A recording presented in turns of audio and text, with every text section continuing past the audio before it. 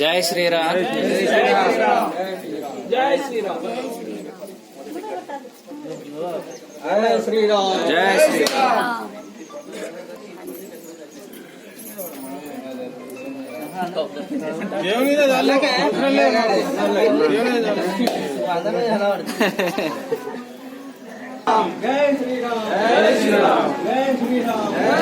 జై శ్రీరామ్. ఈరోజు అయోధ్య రామ మందిరం నుండి పూజింపబడి పంపిన అక్షింతలను మల్యాల మండల కేంద్రం నుంచి ముత్యంపేట గ్రామానికి తీసుకురావడం జరిగింది.